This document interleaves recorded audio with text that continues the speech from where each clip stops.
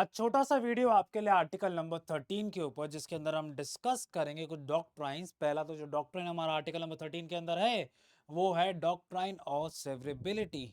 और जो दूसरा डॉक्ट्राइन आर्टिकल नंबर 13 के अगर आप देखेंगे तो वो है आपका डॉक्ट्राइन ऑफ एक्लिप्स। अब आर्टिकल 13 के अंदर हमारा क्या लिखा हुआ है, आइए उसको देखते हैं। अगर हम सेक्शन देखें तो सेक्शन आपका जो हेडिंग है उसका वो है law inconsistent with or in derogation with the fundamental rights. कि अगर कोई भी लॉ आपका फंडामेंटल राइट्स के अगेंस्ट है तो वो लॉ आपका वैलिड नहीं है, वो लॉ आपका अपने आप में वॉइड है। कितनी एक्सटेंट तक?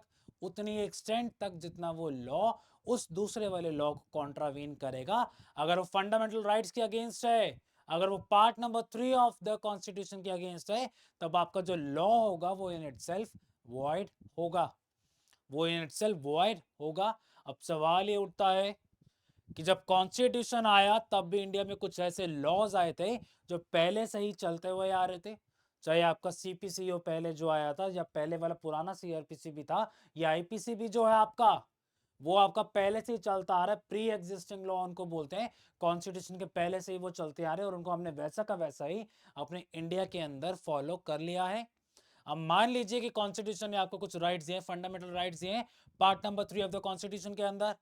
तो जो लॉ पुराने चलते हुए आ रहे थे, अगर वो part number 3 of the constitution के अगेंस्ट है तो उन लॉज का क्या होगा, उन लॉज का क्या होगा, उन लॉज का क्या हशर होगा, उनका क्या इल्जाम होगा, उनका क्या कॉन्सिक्वेंस होगा।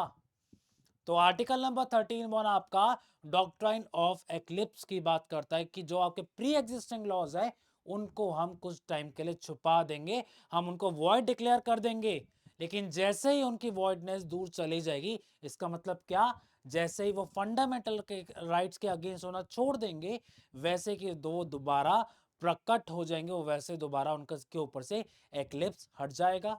तो जो डॉक्ट्राइन ऑफ एक्लिप्स है वो आपका मैनिफेस्टेड है आर्टिकल नंबर 13 क्लॉज नंबर 1 के अंदर। डॉक्ट्रिन ऑफ एक्लिप्स कहता है कि जो आपके प्री कॉन्स्टिट्यूशनल लॉज हैं, अगर वो because of the article number 13(1) आपके वॉइड डिक्लेयर कर दे गए इन द कॉन्सिक्वेंस दैट वो फंडामेंटल राइट के अगेंस्ट है, तब उनके ऊपर एक्लिप्स काम करेगा। जैसे ही उनका जो वॉइडनेस है वो दूर हो जाएगा, इसका मतलब फंडामेंटल राइट्स के अगेंस्ट होना बंद हो जाएंगे, वैसे ही आपका एक्लिप्स हट जाएगा और वो लॉ फिर से वैलिड डिक्लेयर कर दिए जा सकते हैं। यह आपका है आर्टिकल नंबर 13(1) में, इसको हम बोलते हैं डॉक्ट्राइन ऑफ एक्लिप्स। उसके बाद आर्टिकल नंबर 13 अगर 2 देखें अगर आप, तो वो कहता है अगर कोई भी ऐसा लॉ बनाया जाएगा जो फंडामेंटल राइट्स के अगेंस्ट होगा, तो वो आपका लॉ सीधा सीधा वॉइड होगा, वो लॉ आपका सीधा सीधा वॉइड होगा। ये लिखा हुआ आपका आर्टिकल नंबर 13 क्लॉज नंबर 2 के अंदर। 13 क्लॉज 1 के अंदर आपके प्री एग्जिस्टिंग लॉज आते हैं जो कॉन्स्टिट्यूशन के पहले से ही चलते आ रहे हैं, और 13 क्लॉज 2 के अंदर आपके वो लॉज आते हैं जो कॉन्स्टिट्यूशन बनने के बाद बनाए गए, या जो अभी लॉ बनाया जा रहा है स्टेट के द्वारा। तो on this from the inception only, जिस टाइम वो लॉ बनाया जाएगा, ऑन द इंसेप्शन ओनली वो लॉ सीधा सीधा वॉइड डिक्लेयर कर दिया जाएगा। That law shall be considered as void ab initio from the beginning, from the starting. ये आपका लिखा हुआ आर्टिकल नंबर 13 क्लॉज नंबर 2 के अंदर। और अगर मैं बात करूं डॉक्ट्रिन ऑफ सेवरेबिलिटी क्या होता है, तो मान लीजिए कि पूरा का जो पूरा लॉ है वो आपका फंडामेंटल राइट के अगेंस्ट नहीं है, बल्कि कुछ ऐसे प्रोविजंस लॉ के अंदर है जो फंडामेंटल राइट के अगेंस्ट हैं। तो क्या पूरे लॉ को ही पूरे लॉ का ही वॉइड डिक्लेयर करना ठीक होगा, या उस प्रोविजन को वॉइड डिक्लेयर किया जाए? तो डॉक्ट्रिन ऑफ सेवरेबिलिटी आपका कहता है कि अगर जो पूरा एक्ट है आपका वो विदाउट दैट प्रोविजन एग्जिस्ट कर सकता है, तो आप खाली उस प्रोविजन को ही आप वॉइड डिक्लेयर कीजिए।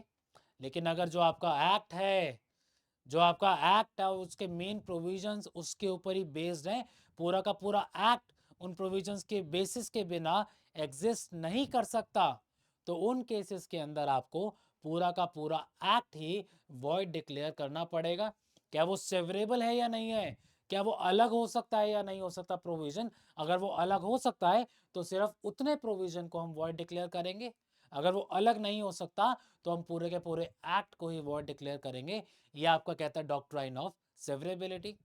ये आपका है आर्टिकल नंबर 13, जिसके अंदर हमने प्री एग्जिस्टिंग लॉज के बारे में देखा, जिसके अंदर हमने जो आज के लॉज बनते हैं उनके बारे में देखा। उसके बाद डॉक्ट्राइन ऑफ सेवरेबिलिटी हमने देखा क्या होता है, और डॉक्ट्राइन ऑफ एक्लिप्स हमारा क्या होता है under article 13 of the constitution.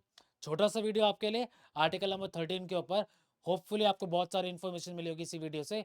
आपके लिए और वीडियोस में ऐसे ही बनाता रहूंगा। Good bye, good night.